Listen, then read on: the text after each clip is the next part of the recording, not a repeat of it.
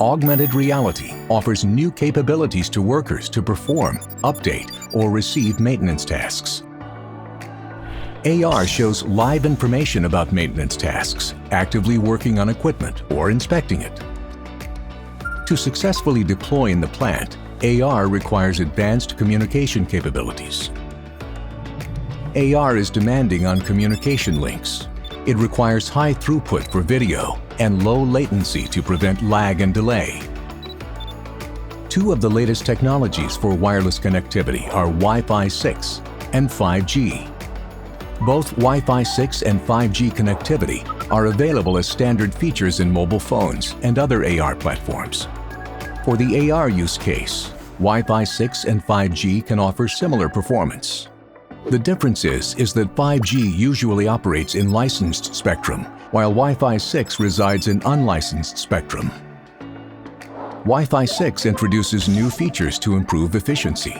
This is important for in-plant AR, where the Wi-Fi network may be used for both IT and OT applications.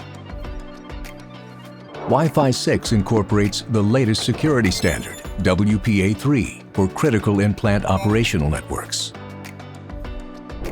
Although Wi-Fi operates in unlicensed spectrum, the dimensions and construction of most plants allow isolation from public Wi-Fi users. Improvements in Wi-Fi 6 allow it to deliver the necessary performance for AR. The use of 5G for AR connectivity presents a more complex landscape. If AR deploys in a plant, the plant operator may choose to acquire spectrum for a private 5G network. This could be in the CBRS band at 3.5 GHz.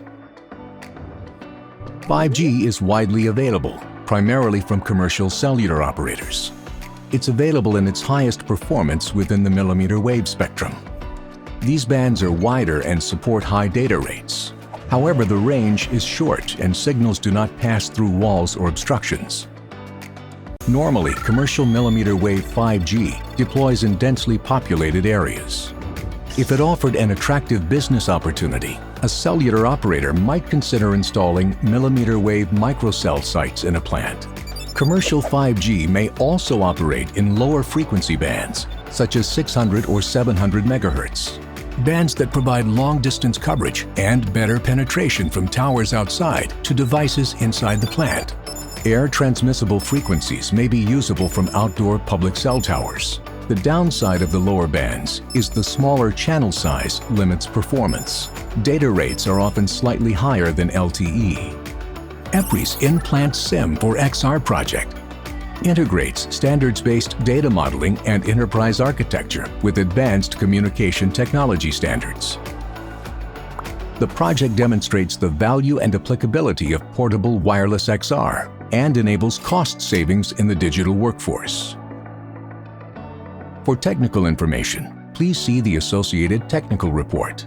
For more information, contact EPRI.